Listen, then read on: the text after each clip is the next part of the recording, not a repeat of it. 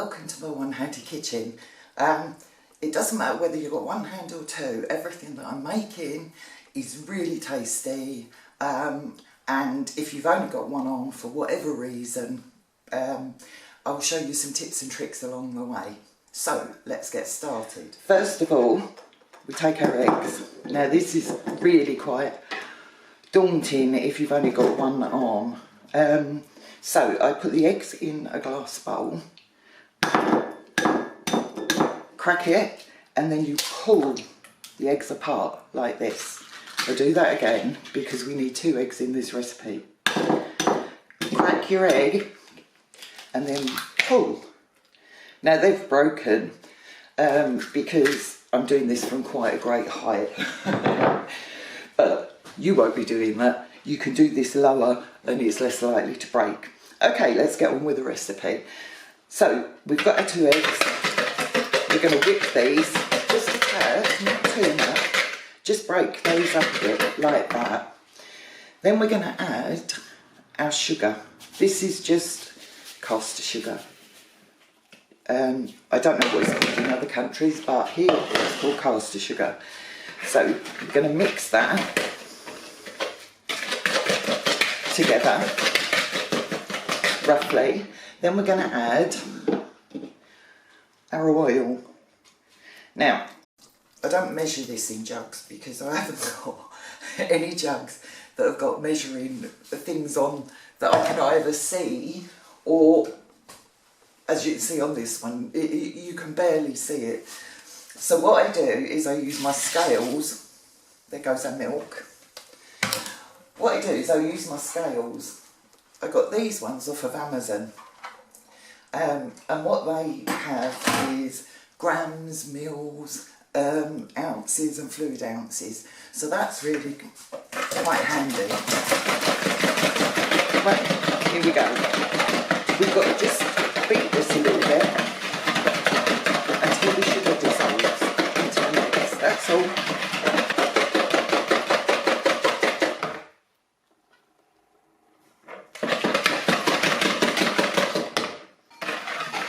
Okay, so we've got this nicely mixed now.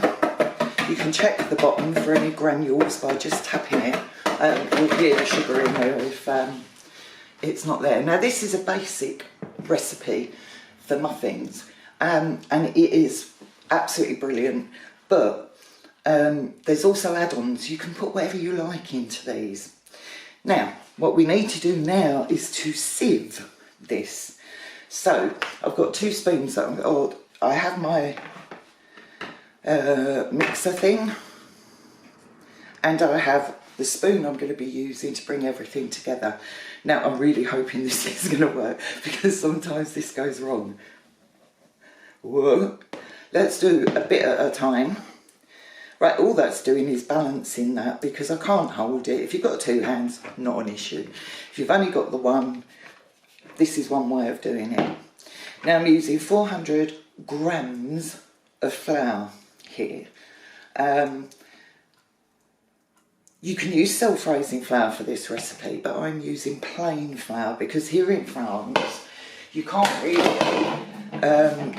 get hold of self-raising flour. So 400 grams of flour, and into that I've put 3 teaspoons of baking powder for this recipe, and so that's made it very nice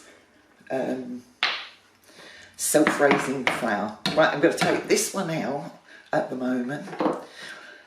You just saw me pop some salt in. That's 1 teaspoon of salt. Now I use the measure from my bread making machine because that is really easy for me to do. I can just tip the salt into the little receptacle and that's that. Okay, so far we've got our flour in. Now I've got here some cocoa powder, and what I've done is mixed it with a drop of water.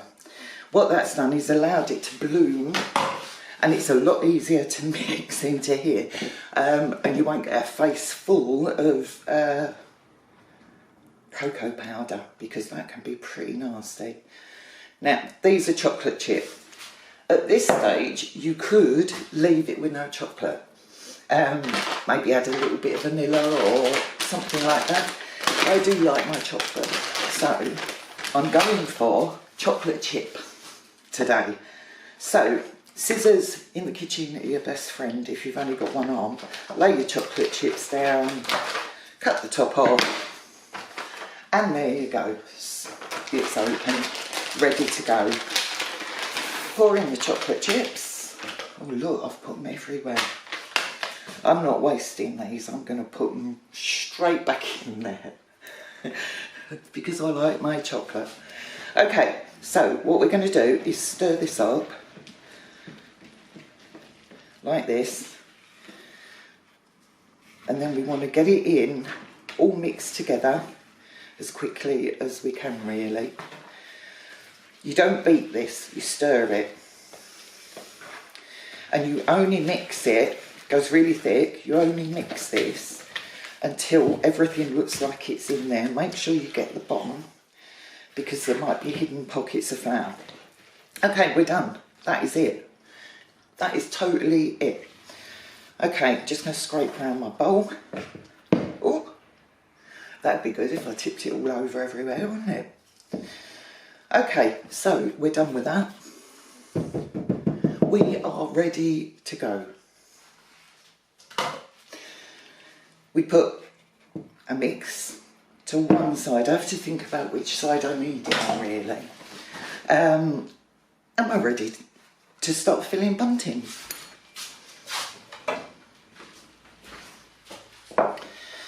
Right, so this recipe should make around 20 muffins.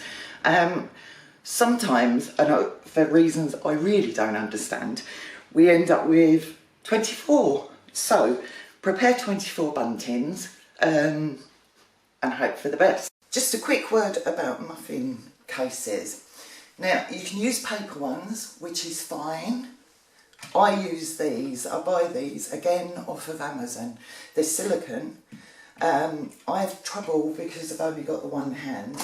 I have a lot of trouble trying to fill paper cases. They fold in, I waste the mix. It's really frustrating. These hold their shape, so they're brilliant, really good. What I also invested in are ice cream scoops. These are really, really good.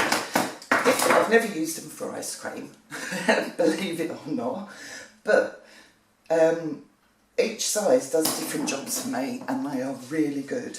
The bowl has a non-stick bottom, and my mat is non-stick as well, so as I scoop, I am not going to knock the bowl over. There you go. See how easy that is?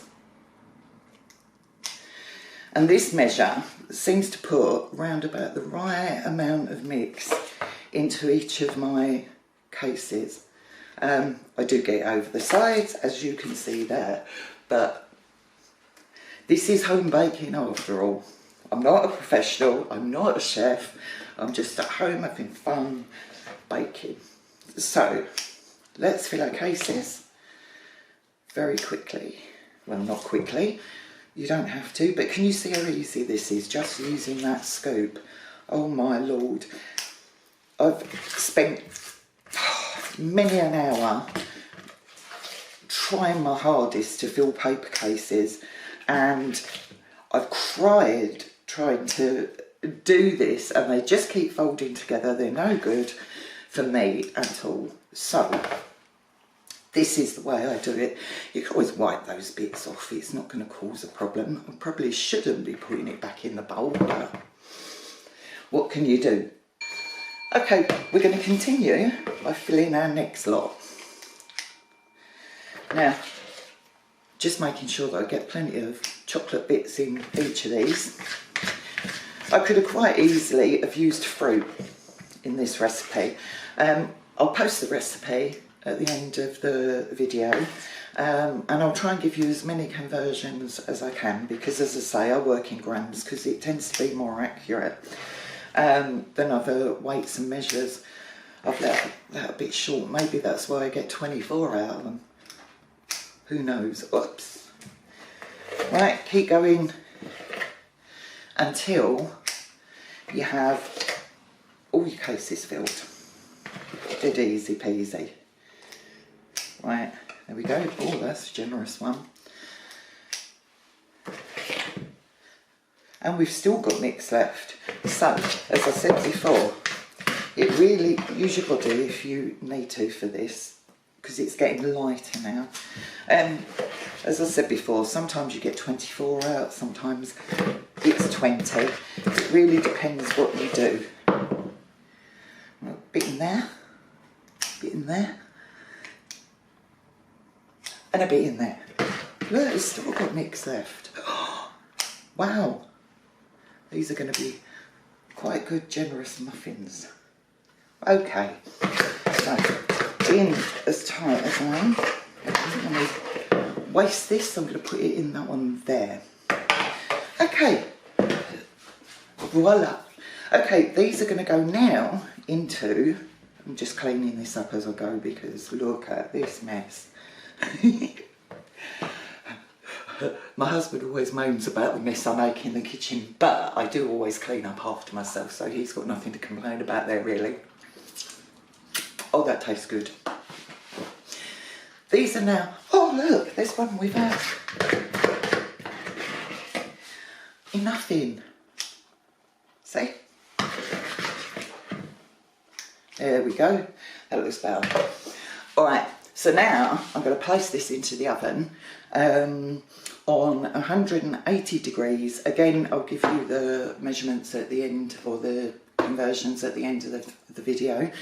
I'm now going to place these in my oven, normally 20 minutes in a conventional oven. I'm using a Ninja 10-in-1 oven. I use this every single day. It does a 1-minute preheat, and I'm going to put these on for 17 minutes because the chocolate ones can dry out awfully. Okay. Right, as you can see, we've got just over 4 minutes, and look at these babies. Now, I'm not going to touch these at all, but when the time's up, I'm going to use a skewer to just poke into 1 or 2 of them, and so long as the skewer comes out clean, then we're done. Okay, so I've just taken these out of the oven. I've tested them with a skewer and it's come out completely clean, so well chuffed with that. You can see, look, they are springing back beautifully. Okay, so this is where it's all going to go pear-shaped, because what I'm going to do is tip to get these out. Oh, look at this. That's not too shabby, is it? Turn them up on my rack. They look gorgeous. They're so light and fluffy. Just going to turn them over. Oh, look at this. We're going to leave them on the wire rack and we're going to cool them down. I might break one open in a minute. Now, I had 2 of these tins because we managed to get 24 out, which is great. Very pleased with that. I don't know if I'm going to get 24 on here.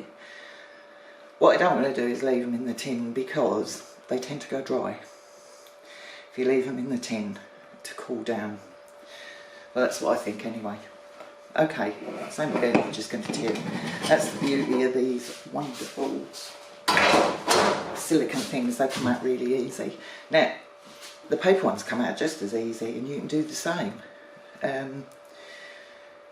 No problem whatsoever. Ooh. They're quite hot, but not so hot at the moment that it's going to burn me. Okay, so here we have 24 muffins. Beautiful. Well, these have all cooled down and they're looking really good. I'm very pleased. Now, if these had been paper cases, I wouldn't have got these out. So, let's have a look. this is easier for me to do, she says. There you go. Look at this. Look at this. Let's have a bite. Oh wow. They are really good. Really good. So, this is my very first video. I'm sure they're going to get a bit better. But, if you liked what you saw, please, please, hit the like button. And subscribe, if that's what you want to do, to see me make more gorgeous, delicious food. Thank you for watching.